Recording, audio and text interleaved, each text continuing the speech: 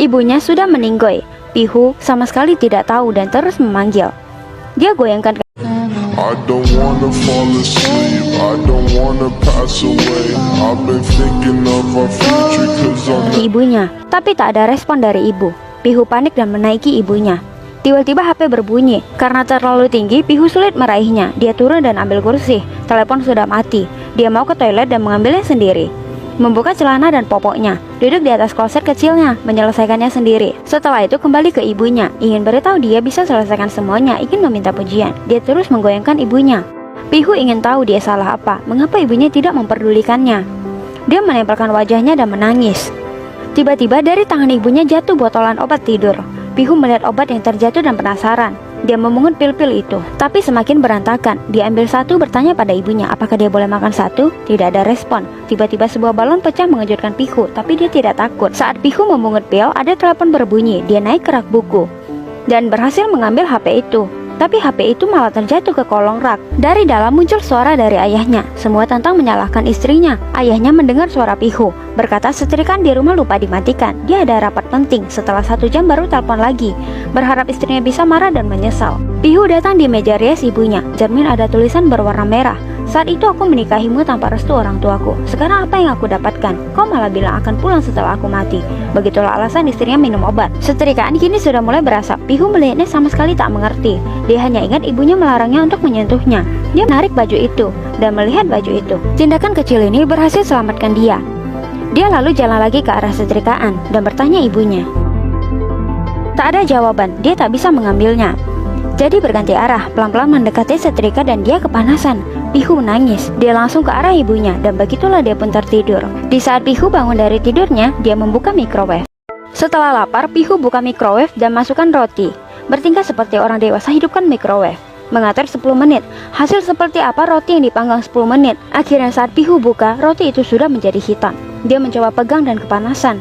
Dia kemudian melirik sekitarnya. Tiba-tiba muncul suara dari luar. Pengumpul sampah datang. Pihu berteriak dia sedang makan. Petugas itu bertanya apa ada sampah. Tidak ada jawaban dan pergi.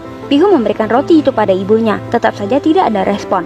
Apa yang diketahui anak 3 tahun? Saat bermain, balon tiba-tiba pecah. Pihu berjalan melihat setrikaan, memberitahu ibunya balon telah pecah. HP tiba-tiba berbunyi. Pasti saat ini dia pegang penggaris. Dia pun meraihnya. Ternyata itu telepon dari ayahnya. Ayah dengar suara Pihu, memintanya beritahu ibunya dia mau take off. Jangan lupa matikan setrikaan. Tapi istrinya tetap saja tidak menjawab. Ayahnya sangat marah dan mematikan telepon. Pihu mendengar HP sudah tidak ada suara, mengambil mainan dan menariknya. Mainan telepon itu di saat Pihu berjalan malah menjatuhkan setrikaan di meja. Pihu buka TV nonton, tapi setrikaan sudah berasap. TV tiba-tiba mati, jelas saja mati lampu. Pihu datang ke tombol buka di belakang, ingin melihat kenapa. Dia menekannya, tetap saja lampu padam. Melihat colokan itu, dia sama sekali tidak mengerti. Dari luar muncul suara. Pihu segera berlari ke depan pintu. Ternyata listrik tetangga juga putus. Mereka sedang mencari tahu kenapa. Pihu berbaring dan tertidur. Dapur muncul suara peringatan. Mesin air panas pecah. Pihu terkejut dan menangis. Dia meminta izin ibu turun tangga. Saat buka pintu balkon, dia keluar dan melihat ke bawah. Ada orang sedang jalan-jalan. Pihu membuang bonekanya dan tersangkut jemuran. Ulurkan kakinya, akhirnya malah terjatuh di bawah. Dia masuk ke kamar beritahu ibunya bahwa dia membuang bonekanya. Ibunya yang meninggoy masih saja belum bangun. Pihu memanjat ingin ambil bonekanya, tapi untungnya ditegur oleh ibu sebelah. Pihu terkejut, barulah dia turun.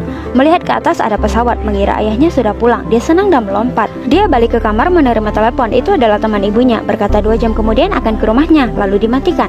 Saat ini informasi baterai lemah muncul, tapi Pihu tidak tahu apa maksudnya. Ada pesan di HP. Ternyata teman baik ibunya tidak jadi datang. Pihu menangis rewel beberapa menit. Tapi tak lama kemudian HP mati. Pihu ambil obat tidur, bertanya pada ibunya apa dia boleh makan. Tetap saja ibunya tidak menjawab. Satu persatu pil Pihu makan, total ada 7 pil. Dari luar muncul suara ketukan pintu. Tapi Pihu saat ini sudah habis energinya. Akhirnya dia pun tertidur. Kini asap setrikaan semakin besar. Listrik dihidupkan oleh keamanan masyarakat. Malam hari jam 7, rumah Pihu dilaporkan. Karena muncul asap dari rumahnya, dinding sudah menghitam dan ibu Pihu masih terbaring. Di lantai juga tidak terlihat bayangan Pihu. Tim penyelamat datang dan ayah Pihu yang pertama masuk. Melihat istrinya dan sangat menyesal. Dia panik mencari Pihu, tapi tetap saja tidak ketemu. Tiba-tiba muncul suara Pihu. Ternyata dia di bawah kasur membangun rumah. Papa, Mama, kau tahu? Aku membangun 2 rumah. Berharap ayah panggil ibu bangun. Aku membuat rumah yang indah. Yang paling ironis adalah ibu bunuh diri. Ayah keluar kota. meninggalkan Pihu sendirian di rumah. Ini berbahaya bagi anak berumur 3 tahun.